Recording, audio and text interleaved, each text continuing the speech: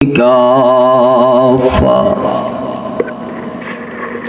يا أيها الذين آمنوا ادخلوا في السلم كافة ولا تتبعوا خطوات الشيطان إنه لكم عدو مبين.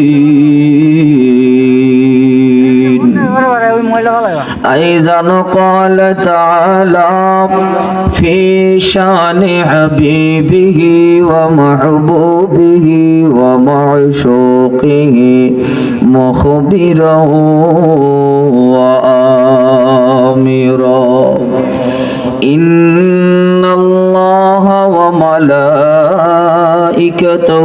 يصلون على النبي يا أيها الذين آمنوا صلوا عليه وسلموا تسليما اللهم صل على مولانا محمد وعلى آل سيدنا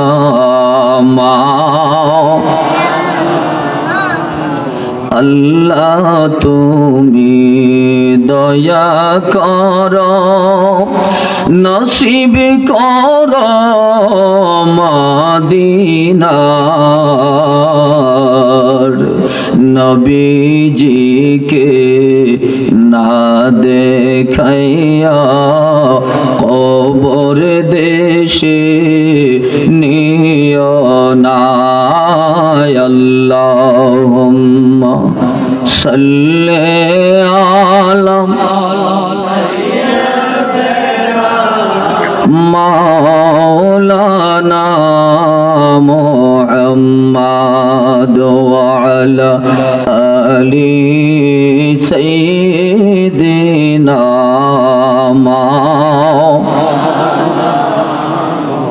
বাবাজিরা দরুদ শরীফ পড়তে ভালো লাগতেছে না খারাপ লাগতেছে?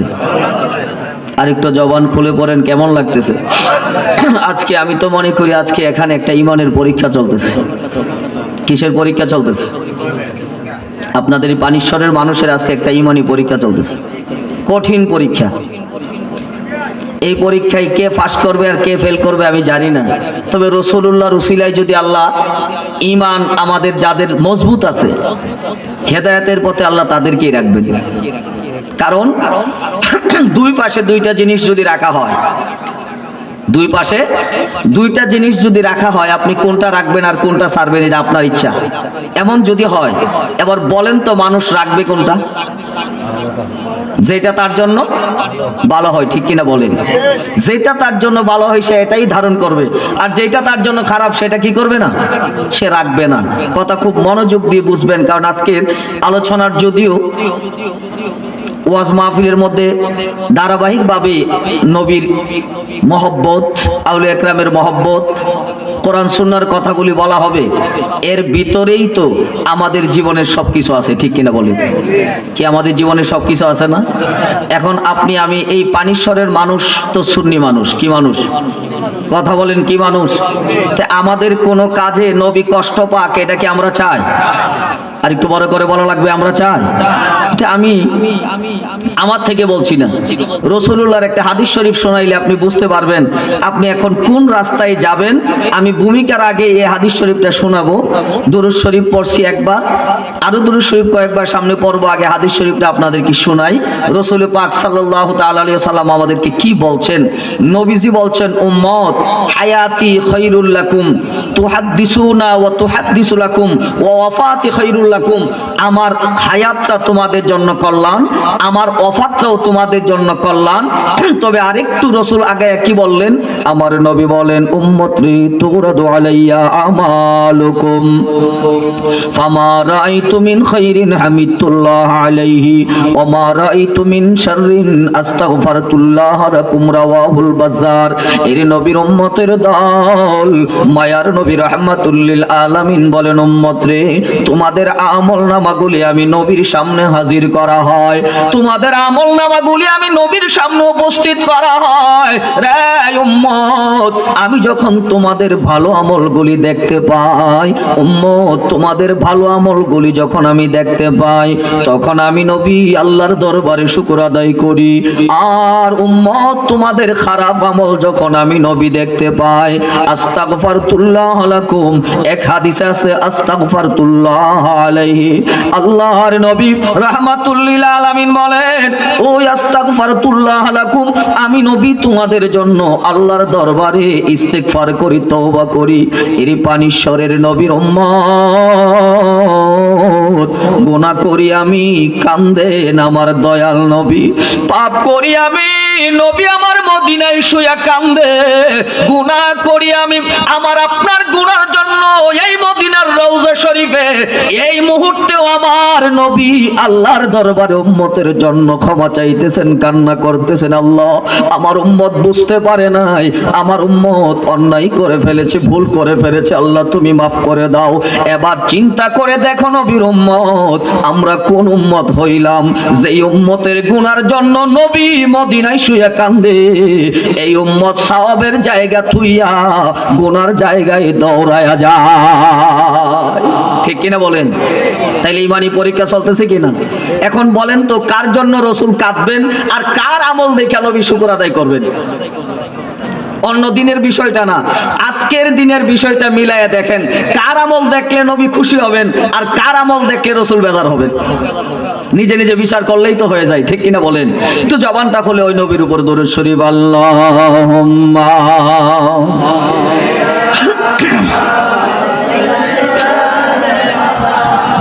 মাওলানা মুহাম্মাদ ওয়া আলা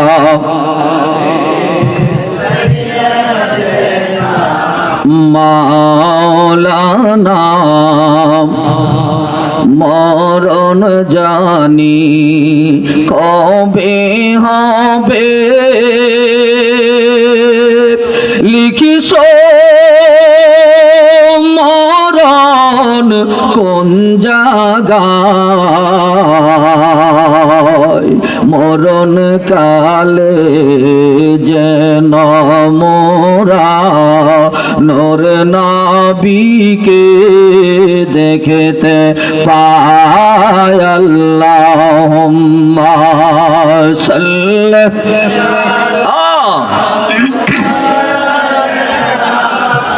মাওলানা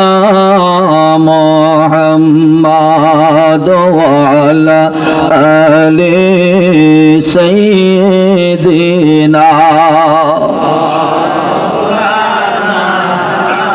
আল্লাহুম্মা সাল্লি ওয়া সাল্লিম ওয়া বারিক আলাইহি। উপস্থিত হযরত কলন্দর শাহ রহমাতুল্লাহ আলাইহির আদেশক্রমে ফকির আব্দুল হাই শাহ রহমাতুল্লাহ আলাইহির স্মরণে ৪২তম বাৎসরিক উরুস মাহফিলের সম্মানিত সভাপতি এই পানিশ্বর গ্রামের প্রবীণ মুরব্বী, এই পানিশ্বরে প্রথম যেদিন ঢুকছিলাম সেদিন যার সভাপতিতে মাহফিল করেছিলাম হাজী জনাব মোহাম্মদ তুতা মিয়া সাহেব, বারাকাল্লাহু ফি হায়াতিহি। সহসভাপতি জনাব মোহাম্মদ নুরু মিয়া সাহেব, সাবেক মেম্বার জনাব মোহাম্মদ রুসমত আলী ফকির শাখাইতি। প্রধান অতিথি আমার অত্যন্ত শ্রদ্ধাভাজন আন্তর্জাতিক খ্যাতিসম্পন্ন মুফাসসির কোরআন, বিশিষ্ট আলিম দ্বীন, লেখক ও গবেষক হযরতুল আল্লামা এমদাদুল হক রাজনগরী সাহেব কিবলা মাদ্দাজিল্লাহুল আলিম।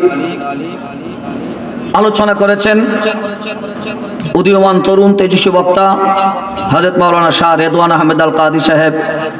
আলোচনা করেছেন আপনাদের এই পানিশ্বরের প্রবীণ আলিম দ্বীন হযরত মাওলানা ইলিয়াস আত-তাহিরি সাহেব মাদ্দাজিল্লাহুল আলী, হযরত মাওলানা মুফতি আমিনুল ইসলাম সোহেল সাহেব সহ উলামায়ে আহলে সুন্নাত।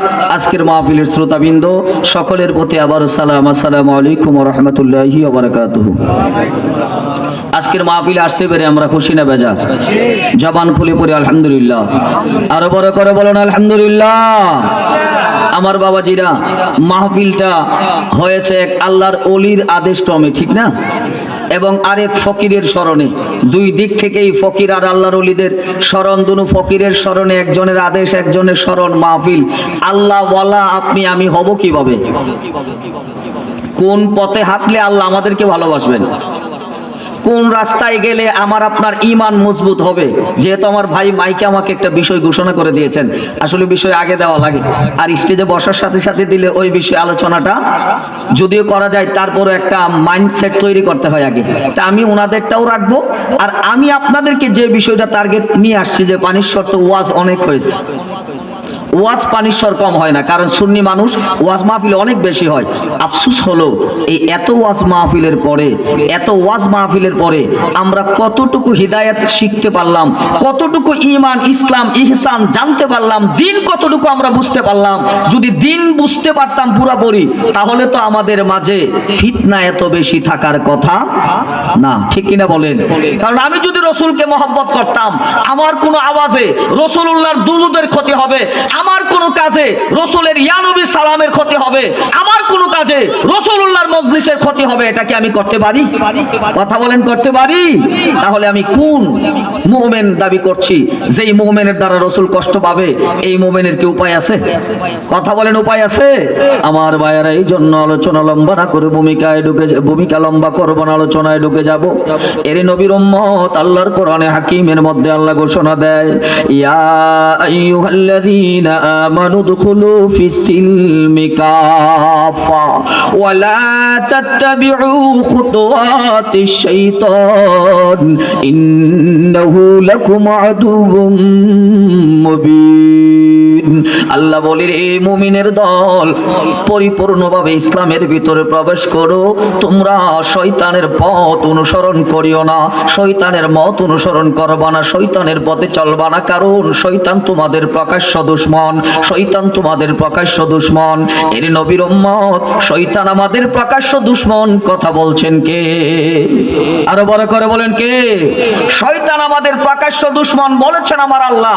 আপনি যদি জানেন কোন জায়গায় আপনার দুশমন আছে, সেখানে আপনি যাবেন? কথা বলেন, সেখানে যাবেন? আপনি যদি জানেন যে ওই জায়গাতে আমার দুশমন আছে, ওই জায়গাতে আমার শত্রু আছে, আপনি কোনোদিন যাবেন? কেন যাবেন না? যে এখানে গেলে তোমার ক্ষতি হবে। কি হবে? কিন্তু আমরা মুসলমান, আমাদের আল্লাহর ভয় অন্তরে না থাকার কারণে আজকে হালাল হারাম চিনতে পারি নাই, কোনটা ভালো কোনটা মন্দ বুঝে শুনে কাজ করতে পারি না, কারণ আমরা আবেগে কাজ করি, আমাদের বিবেক থেকে আবেগটা বেশি আগে যায়, মনে যেটা চাই এটাই করি, চিন্তা করি না আমি যেটা করলাম ওইটা কোন ভালো হলো না মন্দ হলো, চিন্তাও করলেন না। এর নবীর উম্মতের দল, আজকে এখানে যারা বসলাম, এই মানুষদের মধ্যে যারা এখানে আছি, এই 15-16 বছর আগে পানিশ্বরে যখন আসছিলাম, অনেক মুরব্বীদেরকে দেখতাম, হয়তো বা অনেকে আজকে কবরে আছে কি নাই? কথা বলেন, আছে কি নাই? আমি আপনিও একদিন কবরে চলে যাব। এরই পানিশ্বরের নবীর উম্মত, এই কবরে যাওয়ার পর যেই নবীর সাথে আমাদের দেখা হবে, যেই নবী ছাড়া আমাদের কোনো উপায় থাকবে না, ওই রহমাতুল লিল আলামিন বেজার হবে, এমন কোনো কাজ উম্মত করতে পারে না। রে নবীর আশিক, একবার যদি চিন্তা করে দেখো, একবার যদি ভেবে দেখো, আজকে এই মজলিসে আল্লাহ না করুক কারো যদি মরণ হয়ে যায়, এইখানে যদি কারো মরণ লেখা হয়, হইতে পারে কিনা? কথা বলেন, পারে কিনা? মসজিদে নামাজে গেছেন, সেজদায় দিয়েছেন, মরণ হতে পারে। মাঠে কাজ করতে গেছেন, মরণ হতে পারে। যেখানেই যান, কোন জায়গায় কার মরণ লেখা বলা যায় না। তবে একটা কথা বড় সাবধান করে দিয়ে যায় মুমিন, এমন আসরে তুমি বসলা যে আসরের মধ্যে ইসলাম নাই, এমন জায়গায় তুমি বসছো যেখানে ইসলামে জায়েজ নাই, এমন হারাম কাজে, এমন নাজায়েজ কাজের মধ্যে যদি জড়িত হও, ওই অবস্থায় যদি মারা যায়, গোটা দুনিয়ায় কলঙ্কের দাগ পড়ে যাবে, অমুক বান্দা ওই জায়গায় যায় মরছে। বলবে না? আপনি যদি এখন যায় কোনো হারাম কাজের মধ্যে যায়, নাচানাচির মধ্যে যায় মরেন, কোন নাচা? ডেক সেট বাজায়া পোলা ভাই নাচে না? কথা বলেন। স্পিকার লাগাইয়া গায়ে হলুদের নামে নাচানাচি, বিভিন্ন গান বাদ্যের নামে নাচানাচি শুরু করছে, নাচতেছেন নাচতেছেন নাচতেছেন, দেখা গেল এই নাচের মধ্যে স্টুক করে মারা গেছে, এমন হয় না? এমন যদি হয়, এবার বলেন তো কি জবাব রাসূলুল্লাহর কাছে দিবেন? আরে তুই কোথায় যায় মরলি? যদি তোর মরণ এখানে লেখা মরলি, কিন্তু কলঙ্কের একটা সারা দুনিয়া ছড়ে যাবে। ওই লোকটা কই মরছে, ছেলেটা কয়ে যায় গানের প্যান্ডেলও যায় নাচতে নাচতে, গায়ে হলুদের অনুষ্ঠানে স্পিকারের মধ্যে গানের তালে তালে নাচতে নাচতে মারা গেছে। এটা কি ইজ্জত হইল না বেইজ্জত হইল? কথা বলেন, ইজ্জত না বেইজ্জতি? তো মরণ কি অর্ডার দেওয়া আছে 1 ঘন্টা পরে আসবে? কথা বলেন। এমন কথা বলা আছে আজকে রাত্রে যা করে করে ফেলো, মরণ আজকে আর হবে না। অনুরোধ করি, কার মরণ কোন দিন হয়ে যায় বলা যায় না। সাবধানতা অবলম্বন করো ও নবীর উম্মত, সাবধান হয়ে চলাফেরা করো। বলতেছিলাম কিভাবে আমরা আল্লাহওয়ালা হব, কারণ আল্লাহর ওলিদের মাহফিলে আসছেন। কিভাবে আপনি আল্লাহওয়ালা হবেন, কোন পথে আপনি যাবেন, কোন পথে আপনি হাঁটবেন, কাকে আল্লাহ মুমিন বললেন, কাকে আল্লাহ ওলি বললেন, একটু মনোযোগ দিয়ে শুনবেন। এর নবীর উম্মত জীবনে অনেক ওয়াজ শুনলাম হাকিকতে মুমিন, ঠিক কিনা বলেন? হাকিকতে মুমিন কারে কয়? হাকিকতে ইমানদার কাহাকে বলে? আমার আল্লাহর কোরআন থেকে শোনো, কারণ জীবনে তো ইমানের হাকিকতের ওয়াজ অনেক শুনলাম। ইমানের মূল কথা আমরা বুঝি রহমাতুল লিল আলামিনকে ভালোবাসা, ঠিক কিনা? মায়ার নবীকে মহব্বত করার নাম হলো ঈমান। তবে ঈমানের আরো কিছু সংজ্ঞা আল্লাহ কোরআন শরীফে কি বলছে শুনেন। আমার আল্লাহ বলেন, বিসমিল্লাহির রাহমানির রাহিম। ইন্নামাল মুমিনুনা আল্লাযীনা ইযা যুকিরাল্লাহু ওয়াজিলাত কুলুবুহুম ওয়া ইযা তুলিয়াত আলাইহিম আয়াতুহু যাদাতুহুম ঈমানা যাদাতুহুম ঈমানা ওয়া আলা রাব্বিহিম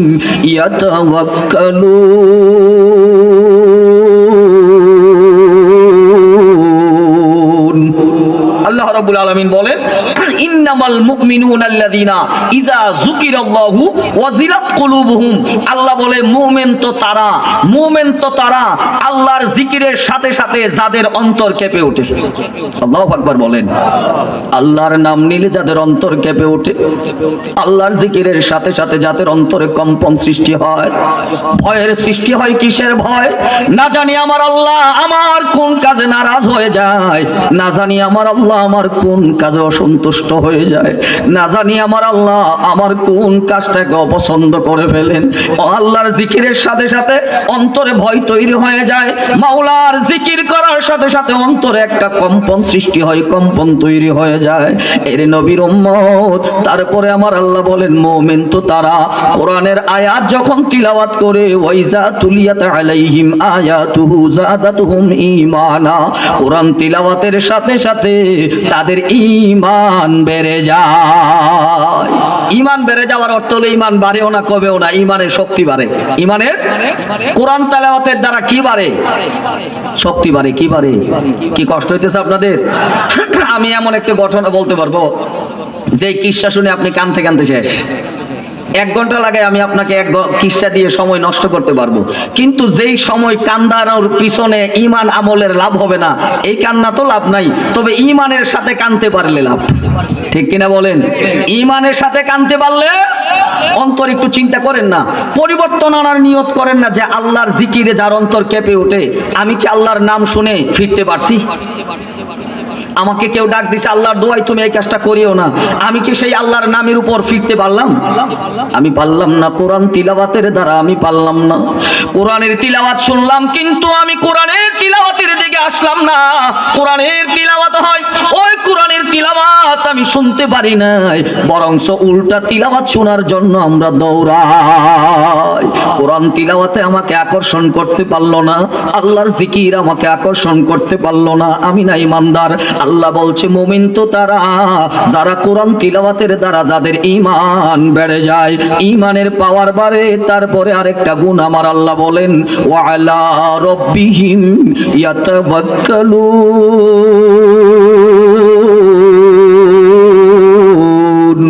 আল্লাহ বলে মুমিন তো তারা যারা একমাত্র ভরসা করে আমার আল্লাহর উপর।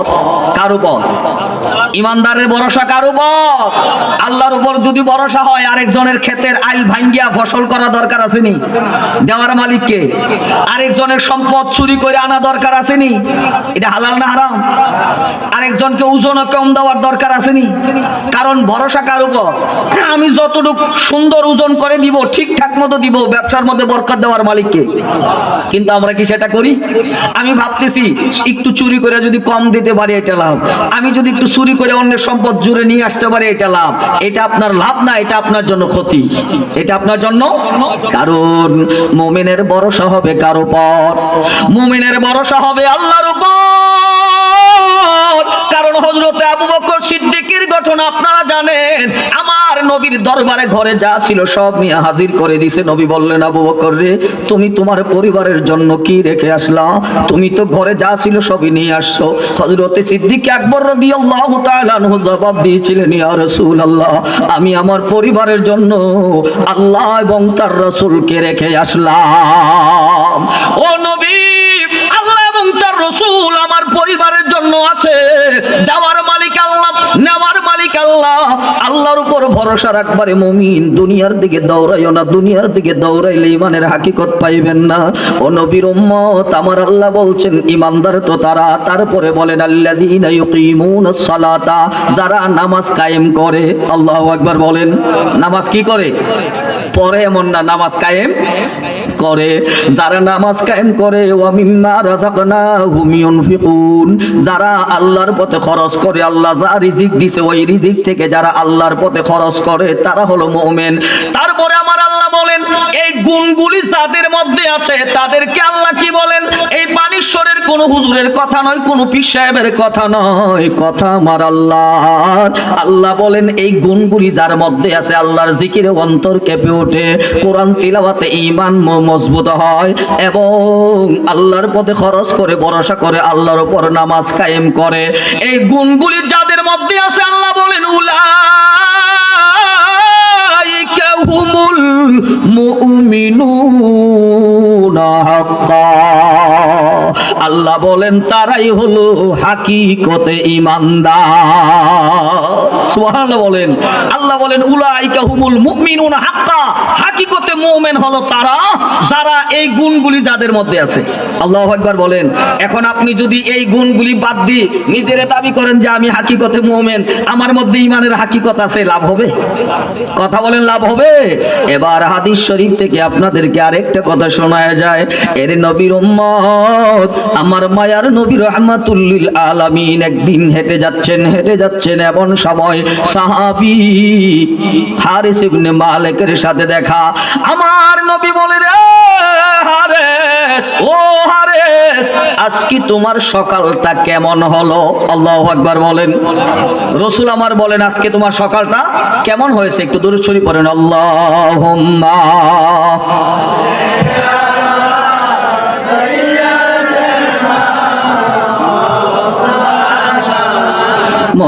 মুহাম্মাদ ওয়া আলা আলি মাওলানা মুহাম্মাদ। আল্লাহ তুমি দয়া করো, নসিব করো মদিনার নবীজি কি না দেখাইয়া কবর দেশে নিও না। আল্লাহুম্মা সাল্লি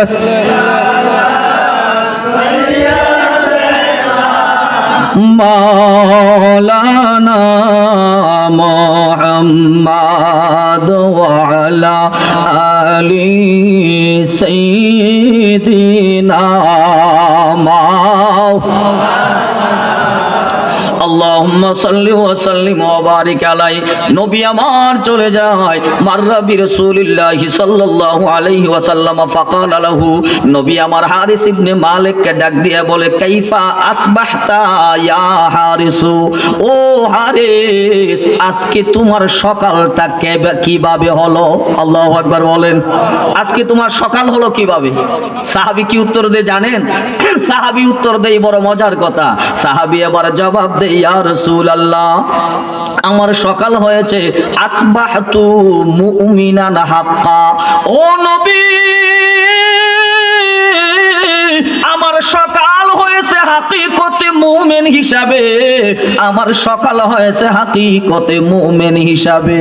এবার নবী আমার বলে, সাহাবী রে তুমি কি বলছো একটু চিন্তা করে দেখছনি?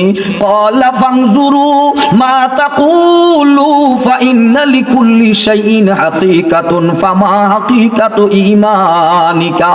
আমার নবী বলে, হারিস রে তুমি যেই কথা বলছো তোমার সকাল হইছে হাকিকতে ঈমান হিসাবে। আল্লাহু আকবার বলেন। তুমি হাকিকতে মুমিন চিন্তা করে দেখছো? কারণ কথা কিন্তু অনেক উপরের কথা। রাসূল বলেন লিকুল্লি শাইইন হাকিকাতুন, প্রত্যেকটা জিনিসের একটা হাকিকত আছে, তবে তোমার ঈমানের হাকিকতটা কি? আল্লাহু আকবার বলেন। তুমি যে নিজের হাকিকতে মুমিন বললা, তোমার ঈমানের হাকিকত কি? আল্লাহু আকবার বলেন না। কষ্ট হইতেছে আপনাদের? রাসূল বলেন তোমার ঈমানের হাকিকতটা কি? এবার সাহাবী জবাব দেয়, নবী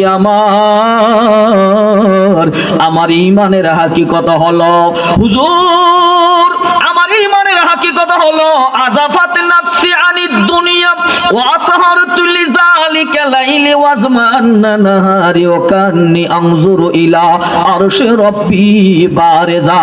উচ্চ সুরে বলুন সুবহানাল্লাহ। এবার সাহাবী হারিস ডাক দিয়া কয়, নবী আমার ঈমানের হাকিকত হলো, ইয়া রাসূলুল্লাহ আমার অন্তর দুনিয়া বিমুখ হয়ে গেছে, দুনিয়ার প্রতি আমার আর কোনো লোভ নাই, দুনিয়ার প্রতি আমার কোনো আকর্ষণ নাই, দুনিয়ার প্রতি আমার কোনো আকর্ষণ নাই, আমি দুনিয়া বিমুখ হয়ে গেছি। আমি এখন দিনের বেলা রোজা রাখি, রাতের বেলা নামাজ আদায় করি। আল্লাহু আকবার। সাহাবী বলে, হুজুর দুনিয়ার প্রতি আমার কোনো লোভ। আল্লাহু আকবার বলেন না। দুনিয়ার প্রতি কোনো আকর্ষণ, যে টাকা দরকার, পয়সা দরকার, সম্পদ দরকার, নামাজ রোজা ইবাদত বন্দেগী ফালাইয়া ডানে বামে দৌড়বো, এই টেনশন আমার এখন আর মাথাত নাই। দুনিয়ার প্রতি যে একটা আকর্ষণ এটা নাই। দুনিয়া তো সবার দরকার, টাকা পয়সা যদ্দূর দরকার ওদ্দূর আল্লাহ দিতেছে। দুনিয়ার প্রতি আমার কোনো আকর্ষণ নাই, দুনিয়ার প্রতি থেকে আমি বিমুখ হয়ে গেলাম। এবার নবী রোজা রাখি, নামাজ আদায় করি, আর আমার আল্লাহ আমাকে কি দান করলেন? কই ইয়া রাসূলুল্লাহ আল্লাহ আমাকে এমন ক্ষমতা দিছে, আমার আল্লাহ এমন নিয়ামত আমারে দিছে, ওকান্নি আনজুরু ইলা আরশি রাব্বি বারিজা, আমি এই জমিন থেকে গো আল্লাহর আরশে আজিম পর্যন্ত দেখতে পাই। আল্লাহু আকবার বলেন। আল্লাহর ওলি কারে কয়? হাকিকতে ঈমানদার, হাকিকতে মুমিন যারা, তারাই আল্লাহর ওলি, তারাই হলো আল্লাহর প্রিয় বান্দা, আল্লাহর ওলি, যারা এই জমিন থেকে আল্লাহর আরশে আজিম দেখতে পায়। কই শুধু হুজুর এইটা দেখি না, আরো আছে। আল্লাহু আকবার বলেন না। এবার সাহাবী বলে, হুজুর আরশে আজিম দেখে এমন না, আরো কি দেখো? কয় আরো দেখি, ইয়া রাসূলুল্লাহ ওয়া কান্নি আনজুরু ইলা আহলিল জান্নাতি ইয়াতাযাবারুনা ফিহা ওয়া কান্নি আনজুরু ইলা আহলিন নারি ইয়াতাদাগুনা ফিহা। ইয়া রাসূলুল্লাহ জান্নাতীরা জান্নাতের ভিতরে কি করতেছে? ঘোরাফেরা করতেছে গো নবী। জান্নাতীরা জান্নাতে ঘোরাফেরা করে, আমি এখান থেকে দেখতে পাই। জাহান্নামীরা জাহান্নামে কি করে, আমি এখান থেকে দেখতে পাই। এই চোখের পাওয়ার দিল কে? আরো বড় করে বলেন কে? আরো বড় করে বলুন কে? দুনিয়ার পিছনে দৌড়াইয়া, দুনিয়ার পিছনে দৌড়াইয়া। এর ইমানদার দুনিয়ার পিছনে দৌড়াইলে তো এই জায়গা তুমি পাইবা না। আমার দয়াল নবী এই কথাটা শুই না, এবার নবী কি জবাব দেয় শুনেন। নবী বলে, ইয়া হারিসু আরাফতা ফালজাম। নবী আমার তিনবার বললেন, হারিস যা তুমি চিনছো, তুমি ইমানের হাকিকত পাইছো, এইটাকে তুমি আঁকড়ায়া ধরে রাখো। এরে আশিক রাসূল ইমানের হাকিকত পাইয়া এটাকে মজবুত করে ধরে রাখতে আমার নবী বললেন, ও হারেস তুমি মজবুত করে ধরে রাখো, কারণ দুনিয়ার প্রতি যদি দৌড়াইবা ইমানের হাকিকত পাইবা না। ইমানের হাকিকত পাইতে হলে আল্লাহ রসুলের পথে থাকতে হবে, ঠিক কি না? এই জন্য আমার আল্লাহ বলেন, হাকিকতে মুমিন তো তারা, হাকিকতে ইমানদার তো তারা যেই মানুষগুলো আমার আল্লাহর উপর ভরসা করবে, যেই মানুষগুলো আল্লাহর জিকিরে তাদের অন্তর কেঁপে উঠবে, যেই মানুষগুলো আল্লাহর জিকিরে অন্তর কাঁপে, এমন মানুষ কয়টা পাইবেন? পাইবেন নি? দুনিয়ার প্রতি লোভ নাই, কয়জন পাইবেন? আল্লাহর এই কোরআনের আয়াতের দিকে যদি খেয়াল করেন, টর্চলাইট দিয়ে খুঁজে খুঁজেও আপনি পাবেন না এমন কয়টা মানুষ কোথায় আছে, এই গুণের মানুষগুলি কই আছে? এমন গুণ যাদের মধ্যে আছে এরাই হলো আমার আল্লাহর ওলি। তাদেরকে আল্লাহ বলছেন উলাইকা হুমুল মুমিনুনা হাক্কা, তারাই হলো হাকিকতে মুমিন। আল্লাহু আকবার বলেন। আর ইমানের হাকিকত যারা পাইলো ওই মানুষগুলিকে আর ওয়াজ করে বলা লাগবে না এটা হারাম, ওই পথে তুমি চলবা না। ওই মানুষটা কাজ করবার আগে চিন্তা করবে, হাজারবার চিন্তা করবে আমি যেই কাজটা করব এটা ইসলামে জায়েজ নাকি না জায়েজ, হালাল নাকি হারাম। যদি হারাম হয় এখান থেকে দূরে সরে যাবে, কারণ হারাম জিনিসের সাথে আমার আল্লাহ পছন্দ করবেন না আপনাকে, হারামের সাথে আমার রাসূল আপনাকে পছন্দ করবেন না। এই জন্য আল্লাহ রাসূলের প্রিয় পাত্র যদি হতে হয় হালাল পথে জিন্দেগি কাটাতে হবে, ঠিক কি না? কারণ সাহাবীরা এত কষ্ট করলেন, হারাম পথে পা বাড়ায় নাই, কোনোদিন অন্যায় পথে পা বাড়ায় নাই। ইমানদার আল্লাহর বলি যারা, তারা দুনিয়ার লোভ লালসা ভিতরে ছিল না, তারা ছিল একমাত্র আমার আল্লাহ রসুলকে খুশি করা, ঠিক কি না? ওই আল্লাহ রসুলকে যদি খুশি করতে হয় ওরে মুমিন এই গুণগুলি অন্তরে ধারণ করা লাগবে। তারপর আমার আল্লাহ বলেন লাহুম দারাজাতুন ইনদা রাব্বিহিম, তাদের জন্য রয়েছে মর্যাদা আমার আল্লাহর নিকট। আল্লাহু আকবার বলেন। এই আল্লাহর ওলিদের সাথে যখন আপনার সম্পর্ক হয়ে যাবে দাম কত বাড়বে আপনি জানেন? আল্লাহর ওলি যারা হয়েছে তাদের সাথে সম্পর্ক লাগাইয়া দেন, ওলি যারা হয়েছে তাদের সাথে সম্পর্ক লাগান লাভ হবে। আর যেদিকে সম্পর্ক লাগাইতেছেন একটা সুরের গান শুনবেন, বুঝলাম একটু ভালোই লাগবে। যুবক ভাই অনুরোধ করি রে যুবক, আজকাল যেই পরিস্থিতি তৈরি হয়েছে শুধু এই পানিশ্বর না, গোটা দেশেই তো যেই পরিস্থিতি তৈরি হয়েছে, যুবকদের থেকে আস্তে আস্তে আদব কমে যাচ্ছে, ঠিক কিনা বলেন? আসেন এমন আদব কেমনে থাকবে? কারণ হে তো রাস্তা দিয়ে হাঁটলেও আগে মানুষের সাথে দেখা হইলে সালাম দিত, এখন তো আর কে যাইরা দেখে না, কারণ আর থাকি কি লইয়া আছে না? এই যে সারাক্ষণ টিভিতে নিচের দিকে এত পিছন দিয়ে কে যাই দেখে না, আস্তে আস্তে করে এইগুলি একটা সময় এমন হয়ে যায় তার কাছে আর কোন চিন্তাই যেন একটা মানুষকে সালাম দিলাম না, এই চিন্তাটাও মাথাতে আসে না। আছে কিনা বলেন? আবেগে কাজ করে ওইদিকে যা, চল এখানে গেলে একটু আনন্দ ফুর্তি করতে পারবো। ইন্নালিল্লাহ, তুমি কোন আনন্দের দিকে যাচ্ছ? আমার রাসূলুল্লাহ তোমার আমার গুনাহ দেখা কান্দে আর তুমি এখান থেকে আনন্দ করো। ইন্নালিল্লাহ। আমার ভাইয়েরা রে নবীর উম্মত বড় মনোযোগ দিয়ে শোনেন। আমার মায়ার নবীর হাদিস শরীফ যেটা প্রথমে বলছিলাম, আমার নবী আমাদের গুনাহ দেখা রাসূল কান্না করেন, আমাদের নেক দেখা নবী আমার খুশি হয়। এবার পানিশ্বরের মুমিন বুকে হাত দিয়া বলেন, কই দিন আমি আমার রাসূলকে কাদাইলাম, আমার কই দিন আমি আমার রাসূলকে খুশি করতে পারলাম? গুনাহ করলাম আমি, মদিনায় শুয়ে শুয়ে কান্দে আমার দয়াল নবী রাহমাতুল লিল আলামিন। এরে নবীর উম্মত, গুনাহ করতেছি আমি, পাপের কাজ করতেছি আমি, কাঁদতেছেন আমার জন্য দয়াল নবী। এতক্ষণ না আমি নবীর দাঁড়ায় সালাম দিলাম, ইয়া নবী সালাম আলাইকা বলে, এতক্ষণ না আমি নবীর দুরূদ শরীফ পড়লাম। আমি না জবান দিয়ে বলতেছি আমি আহলুস সুন্নাত ওয়াল জামাতের মানুষ, আমি না জবান দিয়ে বলতেছি আমি নবীরে বড় ভালোবাসি। তাইলে যাকে ভালোবাসো তাকে তো কাঁদানো যায় না, ঠিক কিনা বলেন? যাকে ভালোবাসেন তাকে কাঁদাবেন? তাইলে আমার রাসূল যে কাঁদতেছেন কার জন্য কাঁদেন? আমার নবী উম্মতের গুনার জন্য আল্লাহর কাছে ক্ষমা চাই। শুধু নবী না, আমার মায়ার নবী এই দুনিয়াতে দুনিয়াতে থাকা অবস্থায় জাহিরি হায়াতেও কাঁদছেন, আমার নবী রওজা মুবারকে শুয়ে শুয়ে উম্মতের গুনার জন্য কাঁদতেছেন।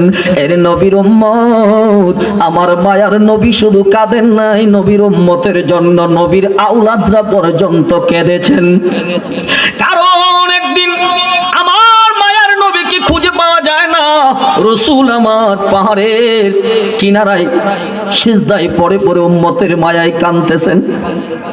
এমন সময় খবর দিল, রে নবী এখানে সিজদায় পড়ে কাঁদে, রাসূল আমার উঠতেছেন না। হযরত সালমান ফারসি রাদিয়াল্লাহু তাআলা আনহু খবর নিয়ে আসলেন, ও ফাতেমা গো, মায়ার নবী সিজদায় পড়ে কাঁদে, উঠতেছে না।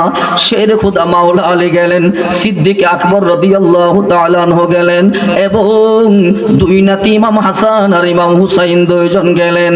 হযরতে খাতুনে জান্নাত ফাতিমাতুজ জাহরা রাদিয়াল্লাহু তাআলা আনহা গেলেন, যাইয়া বলতেছেন, ইয়া রাসূলুল্লাহ, আপনি উম্মতের মায়ায় বুঝি সিজদায় পড়ে কাঁদতেছেন? ও নবী, আপনি সিজদা থেকে মাথা মোবারক উঠান। হযরতে খাতুনে জান্নাত ফাতেমা বলে, বাবা, আমার জীবনের যত নেক আমল আছে আপনার উম্মতের মহিলাদের জন্য আমি দান করে দিলাম, তবু গো বাবা, আপনি সিজদা থেকে মাথা মোবারক উঠান। আল্লাহু আকবার বলেন। এবার রাসূল এখনো মাথা মোবারক উঠায় না, কারণ রাসূল জানে আরো আসতেছে। এবার হযরতে আবু বকর সিদ্দিক রাদিয়াল্লাহু তাআলা আনহু বলেন, ইয়া রাসূলুল্লাহ, আমার যত আমল আছে যুব মুরব্বীদের জন্য দিয়ে দিলাম, আপনার উম্মতের মাথা মোবারক উঠান। ওঠায় না।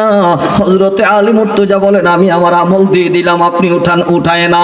এমন সময় দুই ভাই ইমাম হাসান আর ইমাম হুসাইন দুই ভাই এসে বলে, না না ভাই, আমরা দুই ভাই আপনার উম্মতের জন্য উৎসর্গ হয়ে গেলাম, আমাদের যত আছে সব দিয়ে দিলাম, তবু নানা ভাই আর কাঁদবেন না গো নানা, আপনার কান্না দেখলে সইতে পারি না। ইয়া রাসূলুল্লাহ, আমাদের পেটে যখন খিদা লাগতো, আমরা আপনি ঘরে খাবার না থাকলেও আপনি নানা জানের চেহারা মুবারকের দিকে তাকাইতাম, আপনার জিহ্বা মুবারক যখন আমরা চুষতাম, আমাদের পেটের খিদা থাকতো না গো নবী। ইয়া রাসূলুল্লাহ, আমরা দুই ভাই ইমাম হাসান হুসাইন ওয়াদা দিলাম আপনার উম্মতের জন্য উৎসর্গ হয়ে যাব। ও নানা ভাই, সিজদা থেকে মাথা মোবারক উঠান। নবী আমার মাথা মোবারক উঠাইলেন, কারণ নবী তো জানে আমার এই দুই নাতি আমার উম্মতের জন্য তো উৎসর্গ হবে, এটা আগেই সিদ্ধান্ত। আল্লাহু আকবার বলেন। শুধু নবী কাঁদছেন, নবীর উম্মতের জন্য নবীর আওলাদ পর্যন্ত কাঁদেন। এই পাক পাঞ্জাতুন আলাইহিস সালামের যে সদস্যরা, তারাও আমাদের জন্য কাঁদতেছেন, আমাদের জন্য কাঁদছেন, হাসরের ময়দানে কাঁদবেন। আর আমরা বুঝি এইগুলি পায়া এদিক সেদিক দৌড়াবো। ইন্না লিল্লাহি। আমরা সুন্নি মাহফিলে বসছি। কি মাহফিলে? এটা সুন্নি মাহফিল না? এখানে কারো আকীদা খারাপ আছে? সবার আকীদা তো আমার রাসূলের পক্ষের আকীদা, ঠিক কিনা বলেন? আহলুস সুন্নাত ওয়াল জামাতের আকীদা। তাহলে আমরা রাসূল খুশি হবে, আল্লাহ খুশি হবে, এমন কাজই তো করা লাগবে, ঠিক কিনা বলেন? আমি যেটা বলছিলাম, রাস্তা আমাদের দুইটা। এক নম্বর রাস্তা হলো জান্নাতের পথ, আর একটা হলো জাহান্নামের পথ। দুইটা যদি একসাথে দেওয়া হয়, কোনো বান্দা জাহান্নামে যাইতে চাবে না, সব বান্দা চাইবে জান্নাতে যাইতে, সব বান্দা চাইবে আমার রাসূলুল্লাহর পথে থাকতে। এর নবীর উম্মত, আল্লাহ বলেন এই পাঁচটা গুণ, এই গুণগুলি যাদের মধ্যে আছে, এই গুণগুলি যাদের মধ্যে থাকবে, ওই মানুষগুলি হলো ইমানদার, এই মানুষগুলি হলো হাকিকতে মুমিন। শুধু এখানে শেষ না রে মুমিন, আমার দয়াল নবী রাহমাতুল লিল আলামিন হাদিস শরীফের ভিতরে ইমানদারের আরো কিছু গুণ বর্ণনা করছেন। হাদিস শরীফের মধ্যে ইমানদারের কিছু গুণ বর্ণনা করছেন, যেই গুণগুলি থাকলেই আপনি আসল ইমানদার, যেই গুণগুলি থাকবে না, ইমানের হাকিকত আপনি পাবেন না। সুবহানাল্লাহ, লা ইলাহা, জোরে লা ইলাহা, ও লা ইলাহা, ও লা ইলাহা, লা ইলাহা ইল্লাল্লাহু মুহাম্মাদুর মুহাম্মাদুর রাসূলুল্লাহ সাল্লাল্লাহু আলাইহি ওয়াসাল্লাম। এর নবীর উম্মত, মায়ার নবী রাহমাতুল লিল আলামিন বলেন, উম্মতেরা রে শোনো, ঈমানদার মুমিন যারা বড় মনোযোগ দিয়ে শুনে নাও, কারণ আমার দয়াল নবী রহমতের নবী বলেন, মুমিন রে, মুমিন তো তখন হইবা, মুমিন তো তখন হইবা ওই মুমিন মানুষগুলো কি করতে পারবে, কি করতে পারবে না, ঈমানদারের কোন কোন গুণ আছে, কোন কোন গুণ ঈমানদারের মধ্যে থাকলে আপনি বুঝবেন লোকটা ঈমানদার। নবী বলেন, যেই ব্যক্তি আল্লাহকে ভালোবাসে, আখিরাতের উপর ঈমান আনে, আল্লাহর প্রতি ঈমান আনবে, ওই মানুষ কোনোদিন প্রতিবেশীরে কষ্ট দেয় না। ঈমানের সাথে সম্পর্ক, প্রতিবেশীরে কষ্ট দিলে ঈমানের মধ্যে ভেজাল আসে। আল্লাহু আকবার বলেন। এখন আমাদের মাঝে আমরা আসিনি, অনেক মানুষ আছে ঈমানদার নিজের দাবি করি ঠিক, কিন্তু আবার গালিগালাজও করি মুখ দিয়া। তাইলে এটা পরিপূর্ণ কামেল আল্লাহর ওলি হতে পারবেন না, আপনি পরিপূর্ণ মুমিন হবেন না। ঈমানের মধ্যে ফাসিকি থেকে যাবে, ঈমানের মধ্যে ফিসক থেকে যাবে। আমরা চাই পরিপূর্ণ মুমিন হইতে, আমরা ফাসিক মুমিন হইতে চাই না, ঠিক কিনা বলেন?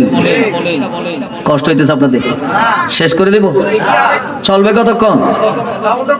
ওইটা সাউন্ডটা কমাই তো, এই একটু সামান্য কমাই, বেশি কমাইলে হুজুরদের জন্য কষ্ট হবে।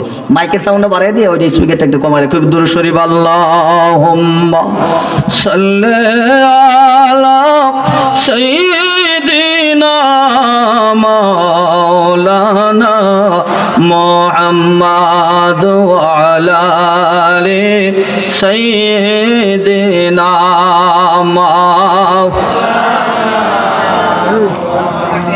দয়াল নবী দয়ার সাগর, নাই গো যাহার তুলনা,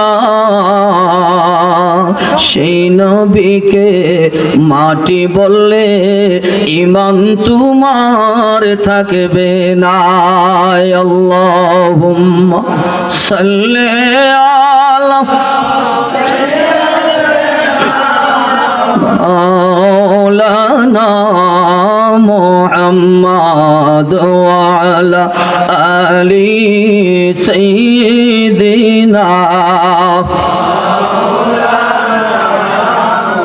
আল্লাহুম্মা সাল্লি ওয়া সাল্লিম ওয়া বারিক আলাইহি। এর নবীর উম্মত, মুমিনের কিছু নিদর্শন, কোন কোন কাজগুলি আচরণগুলি থাকলে বুঝবেন তার মধ্যে ঈমানের আলো আছে।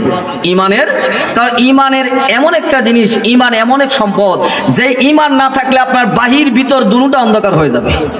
আর ঈমান যদি থাকবে, আপনার বাহিরও আলোকিত, ভিতরও আলোকিত। আল্লাহু আকবার বলেন। তাহলে ঈমানের আলোতে আমরা আলোকিত হতে চাই কি চাই না? বড় করে বলেন, চাই কি না? এই জন্য রাসূল বলেন কি জানেন? রাসূল বলেন, মান কানা ইউমিনু বিল্লাহি ওয়াল ইয়াউমিল আখির ফালা ইউজি জারাহু, ওয়া মান কানা ইউমিনু বিল্লাহি ওয়াল ইয়াউমিল আখির ফালইউকরিম দাইফাহু, ওয়া মান কানা ইউমিনু বিল্লাহি ওয়াল ইয়াউমিল আখির ফালইয়াকুল খাইরান আও লা ইয়াসমুত। মুত্তাফাকুন আলাইহি। নবী বলেন, ঈমানদারের গুণ হলো সে যে আল্লাহকে মানে, আখিরাতকে মানে, এক কথায় যে মুমিন হয়, ওই ব্যক্তি কোনোদিন প্রতিবেশীরে কষ্ট দেয়, প্রতিবেশীরে কষ্ট দেয় না। দুই নম্বর হলো, যে আল্লাহকে মানে, আখিরাতকে মানে, ওই ব্যক্তি কোনোদিন মেহমানের বেইজ্জতি করবে না, মেহমানকে সম্মান করবে। তিন নম্বর হলো, যেই ব্যক্তি আল্লাহকে মানে, আখিরাতকে মানে, ঈমানদার, সেই ব্যক্তি ভালো কথা বলবে, মন্দ কথা বলবে না। দরকার হলে চুপ থাকবে, কিন্তু মন্দ কথা বলবে না। এবার নিজের একটু প্রশ্ন করেন তো, আমরা কয়টা ভালো কথা বলি আর কয়টা মন্দ কথা বলি? বলি না? আমার ভাইয়েরা, বলবেন না, জবানটার অপবিত্র করবেন না। নবী আমার বলেন, উম্মত রে, ও উম্মত শুনে নাও, ঈমানদার ও মুমিনের দল। রাসূল আমার বলেন, আন আনাস রাদিয়াল্লাহু তাআলা আনহু قالت রাদিয়াল্লাহু তাআলা আনহু আনিন নবী সাল্লাল্লাহু আলাইহি ওয়াসাল্লাম قال لا يؤمن احدكم حتى يحب لاخيه ما يحب لنفسه متفق عليه। নবী আমার ডাক দিয়ে বলেন, শোনো, ততক্ষণ পর্যন্ত তুমি ঈমানদার হতে পারবে না, মুমিন হতে পারবে না, যতক্ষণ পর্যন্ত তোমার জন্য যাহা পছন্দ করো, তোমার অপর ভাইয়ের জন্য তাহা পছন্দ না করো। অর্থাৎ নিজের জন্য যেটা ভালো মনে করো, তোমার ঈমানদার ভাইয়ের জন্য ওইটা ভালো মনে করা, এটা ঈমানদারের কাজ। নিজে যেটাকে পছন্দ করি, যে এটা আমি আমার পছন্দের, এটা আমার জন্য দরকার, আর আরেক ভাইরে দিছি আমার সে একটু যেটা আমার অপছন্দের বিষয়, বিষয়। রসুল বলেন না না, অপছন্দের বিষয় দেওয়া যাবে না। যেটা তোমার পছন্দ, তুমি যেটা পছন্দ করো, তোমার মুমিন ভাইয়ের জন্য এটাই পছন্দ করবা। এটা হলো ইমানদারের গুণ। তারপরে আমার নবী রাহমাতুল লিল আলামিন তিনটা কসম করে একটা কথা বলছেন। কসম কয়বার? বড় করে বলেন কয়বার? নবী তিনবার কসম করলেন। হযরতে আবি শুরাইক রাদিয়াল্লাহু তাআলা আনহু থেকে হাদিসটা বর্ণিত, আন্না নবী সাল্লাল্লাহু আলাইহি ওয়াসাল্লাম قال والله لا يؤمن والله لا يؤمن والله لا يؤمن قيل من يا رسول الله قال الذي لا يأمن جاره بوائقه متفق عليه। নবী আমার তিনবার কসম করলেন, আল্লাহর কসম ইমানদার হবে না, আল্লাহর কসম মুমিন হবে না, আল্লাহর কসম মুমিন হবে না। নবী আমার তিনবার কসম করলেন ইমানদার হবে না, ইমানদার হবে না, ইমানদার হবে না। এবার কেউ জিজ্ঞেস করলো, ইয়া রাসূলুল্লাহ কে ইমানদার হবে না? তিনটা বার আমার নবী কসম করে বলছেন ওয়াল্লাহ, আল্লাহর কসম। সৌদি আরব যারা থাকছে দেখবেন আরবের মানুষগুলি কিন্তু এখনো আল্লাহর কসম আল্লাহ বলে, কসম করে বেশি বেশি। এই আল্লাহর কসম রসুল বলেন খুদার কসম ওই মানুষটা মুমিন হবে না, মুমিন হবে না, মুমিন হবে না। সাহাবীরা বলে ইয়া রাসূলুল্লাহ কোন মানুষটা মুমিন হবে না? আমার নবী বলে রে সাহাবীরা, যেই মানুষের হাত থেকে তার প্রতিবেশী নিরাপদে না, যার হাত থেকে তার প্রতিবেশী নিরাপদে না, ওই মানুষটা মুমিন হবে না। যার হাত থেকে তার প্রতিবেশী নিরাপদ না, ওই ব্যক্তি পরিপূর্ণ মুমিন হবে না। কেন? কারণ প্রতিবেশীরে কষ্ট দিলে ঈমানে ভেজাল হবে, বিপদ হবে, দুনিয়াতে বিপদ, কবরে বিপদ, হাসরেও বিপদ। আমার নবী বলেন উম্মতরি, প্রতিবেশীরে কষ্ট দেওয়া কত বড় অপরাধ জাননি?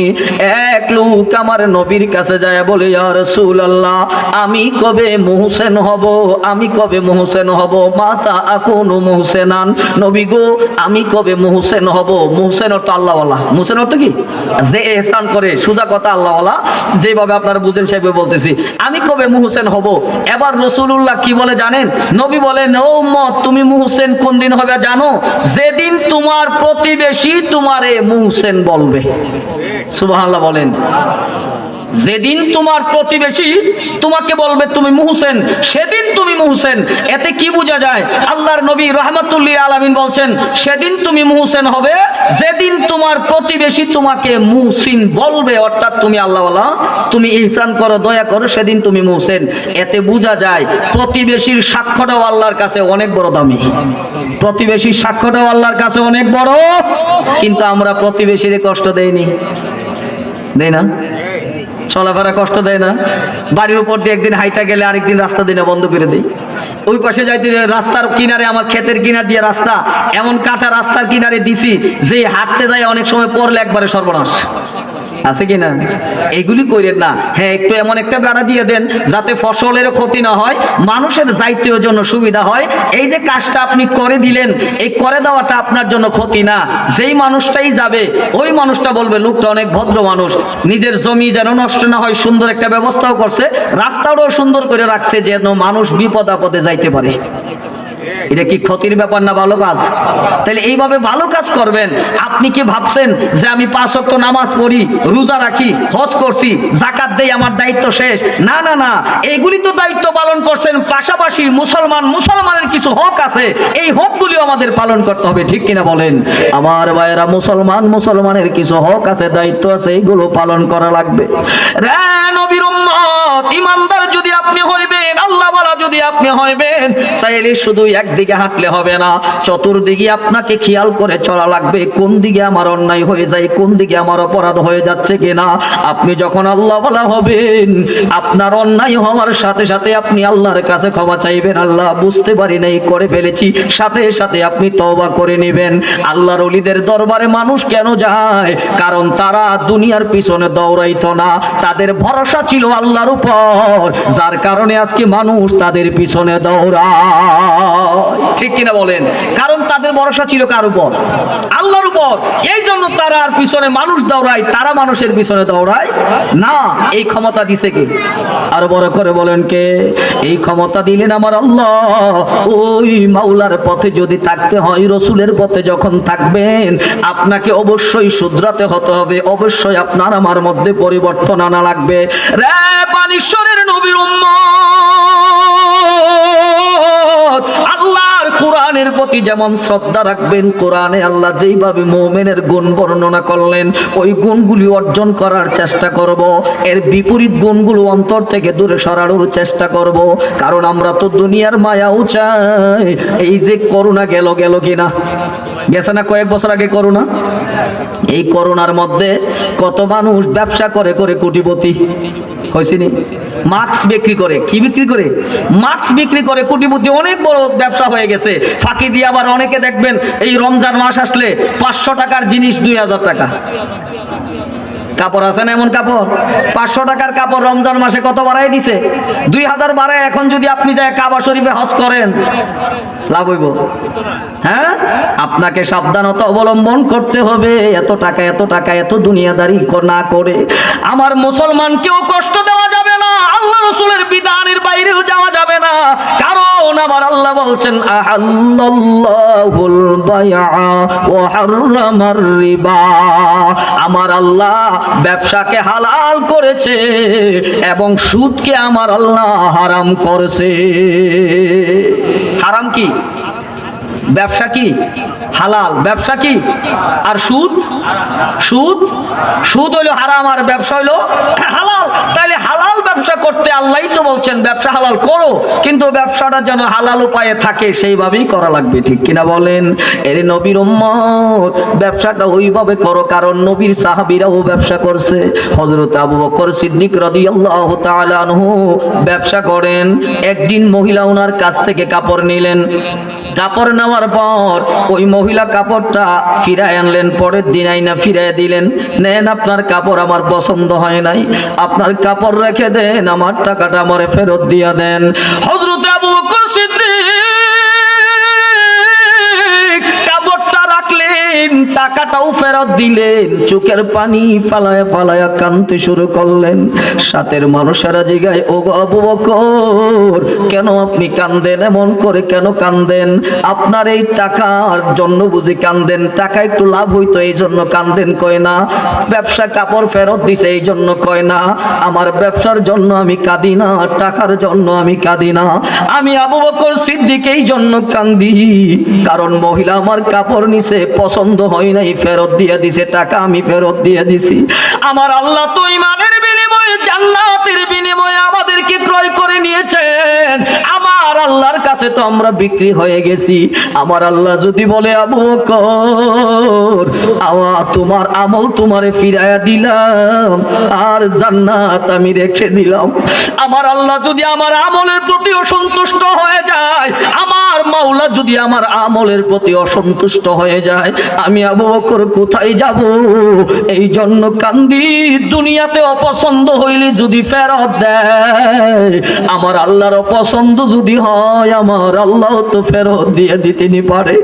আমার আল্লাহ যদি ফিরে দেয়, আমি আবু বকর কার কাছে যাব? আমার আল্লাহ যদি ফিরে দেয়, আমি আবু বকর যাওয়ার জায়গা নাই।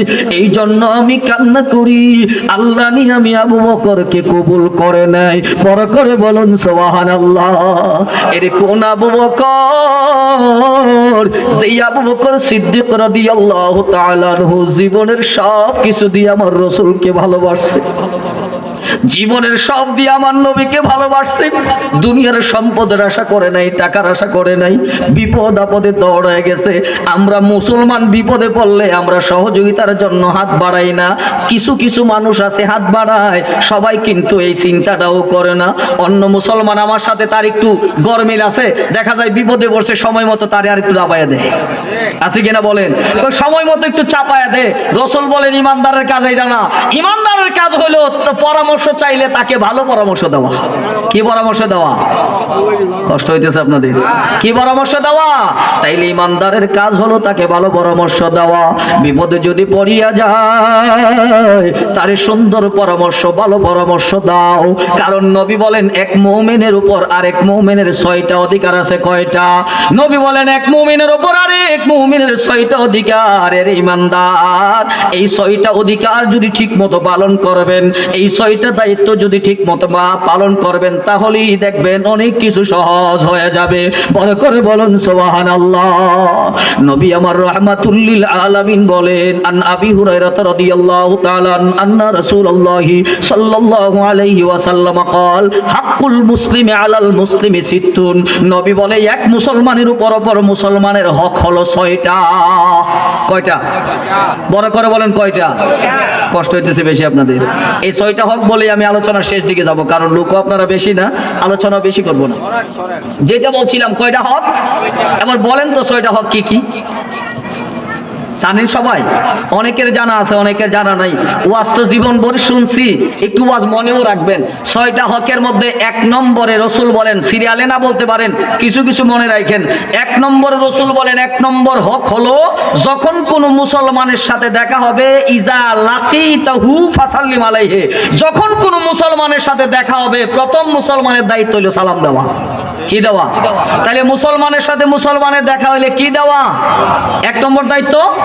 কিন্তু আমরা কি সবারই সালাম দেই? ইমানদার যাদেরকে আছে, মুমিনকে তো অবশ্যই সালাম দিবেন। ইমান নাই তো সালাম না দেওয়ার ব্যাপার। ইমানদার বেঈমানকে তো আমরা সালাম দেই না। ইমান আছে মুমিন ভাই, আপনার সালাম তো অবশ্যই দিবেন। 1 নম্বর দায়িত্ব হলো তাকে সালাম দেওয়া। সালামটা যদি ঠিক মতো, সালামের অর্থ যদি মুমিন একবার বুঝো, কোনোদিন মুমিনে মারামারি হবে না। কেন জানেন? সালামের অর্থ কি? আসসালামু আলাইকুম ওয়া রাহমাতুল্লাহি ওয়া বারাকাতুহু। অর্থ কি? আপনার উপর শান্তি বর্ষিত হোক। এই যে দোয়াটা করলেন, কি দোয়া করলেন?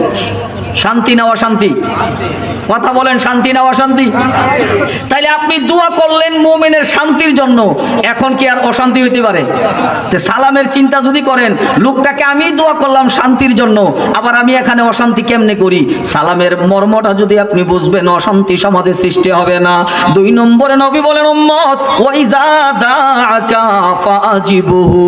যখন কাউকে ডাক দেয়, মুমিন যখন মুমিনকে ডাক দেয়, মুসলমানকে যখন ডাক দেয়, ও মুসলমান, আরেক মুসলমান ভাইয়ের ডাকে তুমি সাড়া দিবা। আল্লাহু আকবার বলেন। এক মুসলমান তোমার দাওয়াত দিলে, মুসলমানের দাওয়াত কবুল করা সুন্নত। দাওয়াত কবুল করা। এখন প্রশ্ন করবো, তাইলে তো দাওয়াত খাওয়ার সুযোগ পাইছি, ওই খাওয়ানোর দাওয়াত দিব, আমরা যাই খামু। শুধু এইটা না, খাওয়ানোর দাওয়াত দিলেই যে দৌড় দিয়ে যাবেন এমন না। তো খাবারের দাওয়াত দিছে যেমন রাখা সুন্নত, বিপদে পড়ছে ডাক দিছে, তার বিপদে আগায় যাওয়াটা ওইটাই হাদিসের অর্থ। শুধু খাওয়ানোর দাওয়াত দেওয়া এমন দৌড় না। ওই খাবার না খাবার, যখন বিপদ আপদ, যে কোনো সুখে দুঃখে মুমিন যখন আপনাকে চাই যে আমার সহযোগিতা দরকার, ওই ইমানদারের সহযোগিতায় দৌড়ায় যাওয়া, এটা হলো মুমিনের কাজ। মনে করে বলুন সুবহানাল্লাহ। তাহলে কয়টা হক গেল? কয়টা গেল? আমার ভাইয়ের, 2টা হক গেল। 1 নম্বরে সালাম, 2 নম্বরে ডাক দিলে তার মুমিনের ডাকে সাড়া দেওয়া। 3 নম্বর হলো ওয়াইজা ইস্তানসাহাকা ফানসাহলাহু। সে যদি তোমার কাছে কোনো পরামর্শ চায়, তাকে ভালো উপদেশ দেওয়া, পরামর্শ দেওয়া, তার ভালো চাওয়া, কল্যাণ কামনা করা। যখন কোনো পরামর্শ চায়, মুমিনের কাজ হলো মুমিনকে ভালো পরামর্শ দেওয়া, মন্দ পরামর্শ দেওয়া নয়। কাজ হলো তাকে ভালো পরামর্শ দেওয়া। কোন পরামর্শ? কথা বলেন, কোন পরামর্শ? আর আমরা কি করি? আমরা করি আমাদের কাছে আসলে, আমরা কি করি জানেন? আমাদের কাছে আসলে কই এতদিন আসে নাই, আজকে যেহেতু আসছে সুযোগ মতো ব্যবহারটা করে দিই। আছে না? কাইসে যখন সুযোগ মতো ব্যবহারটা করে দিলাম, এমনটা কখনো করবেন না। এর নবীর উম্মতের দল মক্কা বিজয়ের পরে অনেক কাফের বেঈমানরা দেশ ছাইরা পালায়া যাইতে শুরু করলো। মক্কা বিজয়ের পরে অনেকে কাফেররা পালায়া যায়। মুহাম্মদ মক্কা বিজয় করেছে সাল্লাল্লাহু আলাইহি ওয়াসাল্লাম, ওই রাহমাতুল লিল আলামিন মক্কা বিজয় করে ফেলেছে, আর আমাদের তাদের রেহাই নাই, আর আমাদের রেহাই নাই। কিন্তু নবী আমার ঘোষণা করে দিলেন, কিছু কিছু জায়গায় এখানে যারা থাকবে সাধারণ ক্ষমা, ওখানে যারা থাকবে সাধারণ ক্ষমা। অর্থাৎ তলোয়ার লাগবে না, মারামারি নাই। যারা নিজের মতো করে বুঝে শুনে চলে আসবে ইসলামের ছায়াতলে, তাদের আর কোনো বিপদ নাই। এই যখন বললেন, আমার নবী যখন আর আক্রমণ করে নাই, নবী এই কথা চিন্তা করলেন না, এতদিন আমারে আঘাত করছো, আজকে বদলা নিমু। রাসূলুল্লাহ বদলা নিতে চায় নাই। আমার আল্লাহ ডাক দিয়ে বলেন, হাবিব গো, ইজা জা নাসরুল্লাহি ওয়াল ফাত। ও নবী, আল্লাহর পক্ষ থেকে যখন বিজয় আসবে, সাহায্য আসবে গো নবী, ও নবী আপনি তখন দেখতে পাবেন, ওরাইতান নাস ইয়াদখুলুনা ফি দীনিল্লাহি আফওয়াজা, দলে দলে মানুষ ইসলামের ছায়াতলে আসতেছে। তখন নবী আপনি আল্লাহর কাছে ইস্তিগফার করুন তাদের গুনার জন্য। আল্লাহু আকবার। নবী মারামারি করা লাগে নাই, দয়ার নবী রাহমাতুল লিল আলামিন নবী সুযোগ দিলেন, আর এরা আয়েশা রাসূলের কদমে পড়ে ইসলাম গ্রহণ করেছেন। আমরা তো বসে থাকি, 10 বছর আগে হে আমার একটা কষ্ট দিছিল, আজকে যেহেতু আসছে হেটার বদলাটা লইয়া সারুম। না না ভাই, এই বদলা লইতে যায়েন না, তারে মাফ করে দেওয়া ভালো গুণ, মাফ করে দিয়েন। আর চিন্তা করেন, আজকে যেহেতু পরামর্শ চাইতে আসছে, একটা ভালো পরামর্শ দিয়ে দেই যাতে তার উপকার হয়। ঠিক কিনা বলেন? পরামর্শ চাইলে ভালো দিবেন, এটা হলো তার কল্যাণ কামনা করবেন। তারপরে রাসূল বলেন, ওয়াইজা আতাসা হামিদাল্লাহু ফাশাম্মিদুহু, যখন হাসি দিবে, হাসির জবাবে ওই ব্যক্তি যখন বলবে আলহামদুলিল্লাহ, তখন আপনি আমি বলবো কি? ইয়ারহামুকাল্লাহ। কি বলবো? ইয়ারহামুকাল্লাহ। এইভাবে হাসির জবাব দিবেন। ওয়াইজা মারিদা ফাউদুহু, যখন অসুস্থ হবে কোনো মুসলমান ভাই, অসুস্থ হবে দেখতে যাবেন। এরে মুসলমানকে যখন দেখতে যাবেন, মুসলমান যদি অসুস্থ হয় আপনি দেখতে যাবেন, তার কপালে হাত রেখে একটু তারে সান্ত্বনা দিবেন। মুসলমানকে যখন আপনি দেখতে যাবেন, কপালে শরীরে হাত রেখে যখন একটু আদর করে মায়া করবেন, এই দেখার মধ্যে অনেক সওয়াব রয়েছে, অনেক বরকত রয়েছে। অসুস্থ হলে মুমিনকে দেখতে যাওয়া। ওয়াইজা মাতা ফাত্তাবিউহু, যখন মারা যাবে ওই মানুষটার জানাজায় শরীক হওয়া। নবী আমার বলেন, মুসলমানের গুণ এই 6টা গুণ, মুমিন তোমার আমার মাঝে যদি এই 6টা গুণ থাকবে, ঈমান এটা মুসলিম শরীফের হাদিস, এই 6টা গুণ যখন আপনার আমার মাঝে থাকবে, দেখবেন মুসলমানের মধ্যে হিংসা কমে, ভালোবাসা বাড়বে। হিংসা কমবে, ভালোবাসা বাড়বে, মারামারি কমবে, মহব্বত বাড়তে থাকবে। রোগী অসুস্থ অবস্থায় দেখতে গেছেন, ওই ছেলেটা চিন্তা করবে আমার আব্বা অসুস্থ ছিল, ওই চাচা আমার বাবার পাশে বৈশা বাবারে অনেক সান্ত্বনা দিছে, ওই মানুষটা অনেক ভালো মানুষ, উনারে কষ্ট দেওয়া যাবে না, উনার সাথে আমি বাদানুবাদ করতে যাব না, বিরোধিতা করতে যাব না। আস্তে আস্তে একটা সুন্দর সমাজ গঠন হয়ে যাবে।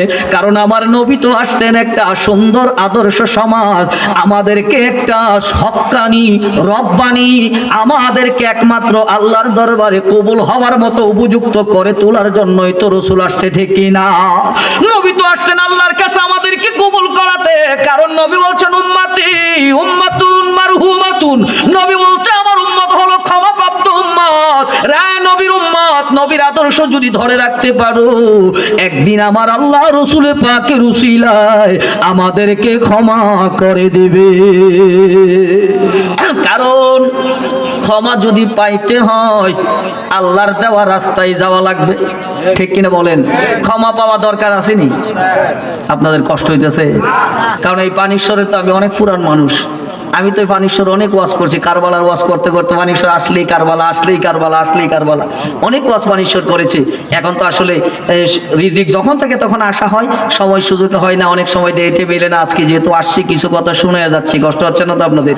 কারণ আগে যেই ঘটনা যেই লম্বা করে শুনাইতাম, খুব লম্বা করে, এই লম্বা সময় দেওয়ার আজকে সুযোগ নাই। কারণ আজকে এমনিতেও ঠান্ডা, যদিও এখানে প্যান্ডেলটা অনেক সুন্দর হয়েছে বিদায় ঠান্ডাটা কম লাগতেছে, তাই না? আমি তো খুব জোরে কথা বলতেছি, ঘামতেছি, একটু পরে গাড়িতে উঠলে বোঝা যাবে কত ঠান্ডা। সেই জন্য এই ঠান্ডার দিনে আপনাদেরকে কষ্ট দিব না। আর আশপাশেও আপনাদের খুব সুন্দর পরিবেশ না, যে মাহফিলটা খুব সুন্দরভাবে মানুষের মন দুই দিকে দৌড়াইতেছে। কই দিকে দৌড়াইতেছে? দুই দিকে মন দৌড়ায়, কোনটাতে বসমু কোনটাই না, কোনটাতে বসমু কোনটাত না। আল্লাহর ওয়াস্তে বলি, পানিশ্বরের সুন্নি মুসলমান, নিজেকে একটু শুধরাতে চেষ্টা করেন, নিজেকে একটু শুধরাতে চেষ্টা করেন। কারণ একদিকে আবু জেহেল দাঁড়িয়ে আছে, আরেকদিকে সিদ্দিক আকবর রাদিয়াল্লাহু তাআলা আনহু দাঁড়িয়ে আছেন। আপনি এখন কার দামান্ডা ধরবেন বলেন? কাকে ধরবেন? আপনি কি আবু বকর সিদ্দিককে বাদ দিতে পারবেন? তাইলে ঈমান আর ঈমান ইসলামের পথে আর ইসলামের বিরুদ্ধে দুই পথ একসাথে চলতে পারে না। আপনি ধরলে রাসূলুল্লাহর পথ ধরবেন, কারণ ক্ষমা চাইতে হবে রাসূলের মাধ্যমে, ঠিক কিনা বলেন? কারণ আপনার আমার বিপদের সময়, আপনার আমার বিপদের সময়, মুসিবতের সময় আপনি কাকে স্মরণ করবেন? এরে মুমিনের দল, ক্ষমা যদি পাইতে হয়, অন্যায় করি যেইভাবে আল্লাহর সাথে অন্যায় করতেছি, অপরাধ করতেছি, ক্ষমা আমাদের দরকার। ক্ষমা যদি পাইতে হয় আমার রাসূলুল্লাহর পথে যাও, রাসূলুল্লাহর মতে যাও, নূর নবীর কাছে যাও, নবীর মাধ্যমে আল্লাহর কাছে ক্ষমা চাও। কারণ আমার আল্লাহ কোরআনে হাকিমের ভিতরে ঘোষণা দেয়, ওয়ালাউ আন্নাহুম ইযলামু আনফুসাহুম জাউকা ফাস্তাগফিরুল্লাহ ওয়াস্তাগফারা লাহুমুর রাসূল লাওয়াজাদুল্লাহ তাওয়াবার রহিম।